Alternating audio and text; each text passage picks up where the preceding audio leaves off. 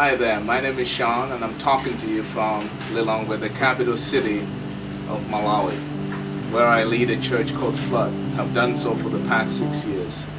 I love this city and I have a bittersweet relationship with cities in Malawi. I have lived in Blantyre where I grew up, great city. I came to college here in Lilongwe, the capital city, and now pastoring a church here. And I lived in the city of Mzuzu in the north of the country soon after I graduated from college with my wife.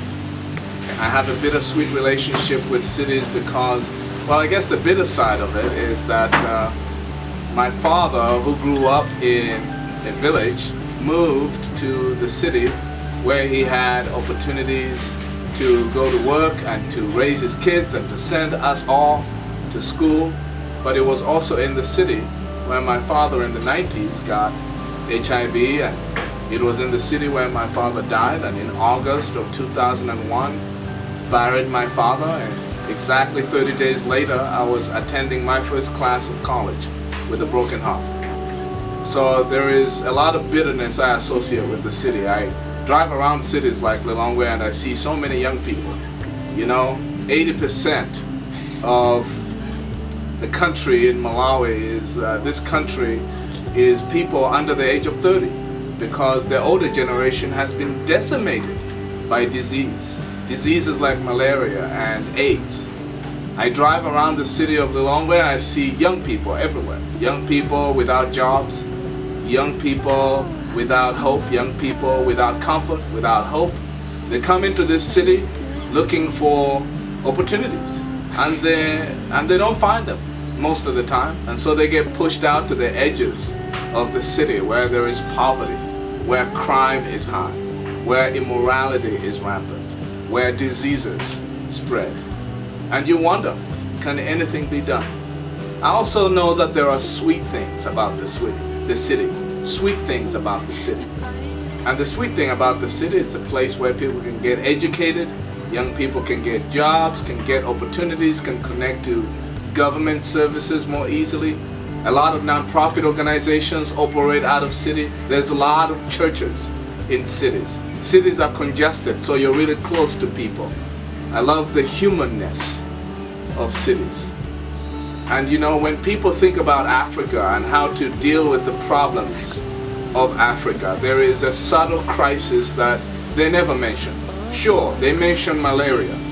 Everybody wants to eradicate malaria, and I'm all for it. They mention AIDS, and people want to eradicate AIDS, and I'm all for it. I've had family relations, just like anybody in my country has had family relations die because of AIDS. I want AIDS out, don't get me wrong. There is babies dying in Africa, in countries like Malawi. There are orphans that need to be looked after. There are widows that need to be looked after. There is a lot of corruption in a country like ours. And so when people talk about causes in Africa, they mention these things. Let's talk about the diseases. Let's talk about the corruption. Let's talk about this. And how can we get people to give money towards these causes? And I think there is a crisis that gets overlooked. And this is the crisis that I've experienced with the story I just told you about my father. How that a lot of young people come into the African city, and the African city is brutal. It swallows up young people, chews them up, and spits them out. It'll spit them out with a disease, spit them out unemployed, spit them out bitter, spit them out and turn them into criminals. The city just swallows them up and spits them out. And I believe if you really want to transform Africa, you really got to transform two things. You got to transform the city, and you got to transform the young people in it. Transforming the city is a huge deal. Transforming the young people is a huge deal.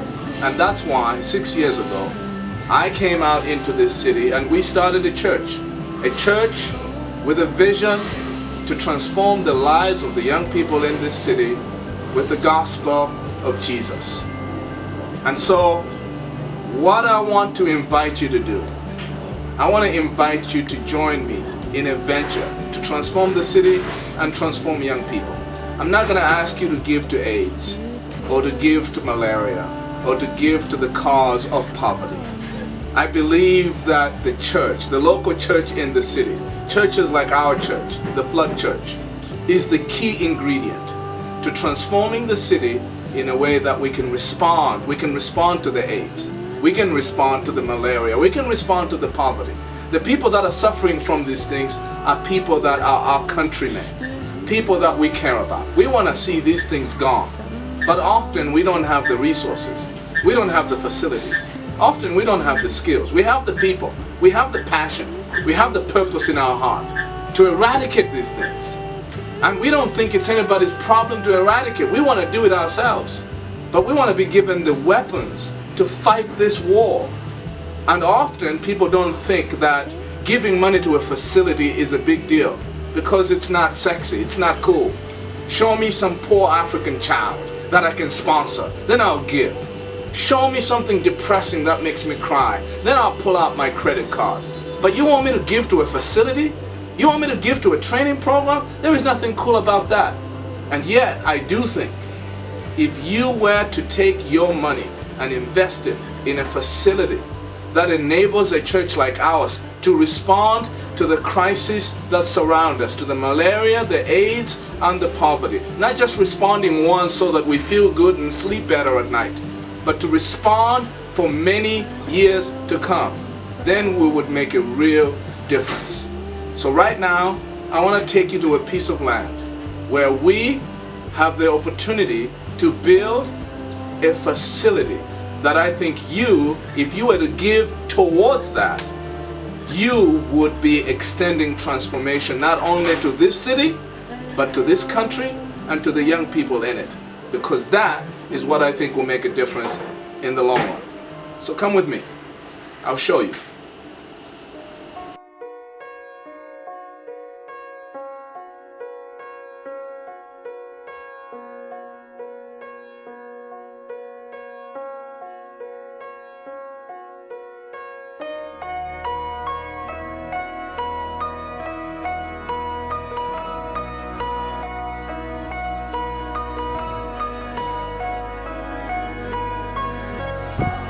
Now this is what I wanted to show you. This piece of land is a piece of land that our church, the Flood Church, is purchasing in order to do something truly amazing with it. Now, talking about amazing things, I'm reminded of the story of Peter, one of Jesus's followers. One time Peter was in a boat with his friends, and while they are in that boat, they see Jesus walking on the water, and they're amazed. And they say, wow, look, Jesus is walking on water. How is that possible? And Peter's instinct is to look out to Jesus and say, hey, Jesus, if that's truly you, call me out on the water and let me walk on water with you. And Jesus says, come. And Peter does the crazy thing. He steps out of his boat, out of his comfort zone, out of the safety of that boat, and starts walking on the water. You say, that's impossible. I agree with you. But God just happens to be in the business of doing the impossible. And what we want to see God do on this piece of land is not just something amazing. We're talking about trusting God to do something impossible on this piece of land. You see, to build on this piece of land something that would change this country and this city, we feel that out of this soil should rise a cultural center and a mission base for training young people, for telling young people about Jesus, for mobilizing young people to go and make a difference in all of the different problems that exist in their country and in this city. We believe that a cultural center and mission base like that could go a long way, not only to transforming this country in the short term, but I'm talking about for many generations to come. Now, what is it all gonna cost? To build a facility like that, we estimate will cost $400,000. Where is the money gonna come from? That's why it is the impossible. And in fact, just to make it even more impossible, as if that was possible, we have been told that to secure this land, we need to come up with $21,000 in 3 weeks. That gives us a deadline of November 10th, 2013 to come up with $21,000. You say that's impossible. Exactly. But that's the exciting bit. God is in the business of doing the impossible, and He does it through ordinary people like yourself and myself doing small things that God takes a long way. So my appeal to you, if you have ever been touched by Flood Church, if you have ever been touched by a church in a city, if you appreciate the difference a church in a city can make to changing all of the wrong things that happen in that city, I want to challenge you to make a donation, a faith donation, believing God to do the impossible, and to give it towards this project. Like Peter walking on water, we are calling this project Project Wow. Project Walking on Water. And you reaching into your heart, into your purse, into your wallet, into your bank account, reaching for that checkbook, for that credit card, and giving towards this project to help us meet this deadline of November 10 and come up with $21,000, you giving sacrificially to that is truly something that will set us up for building this cultural center and making a difference for the long run. Doing the impossible. Walking on water. Let's do it.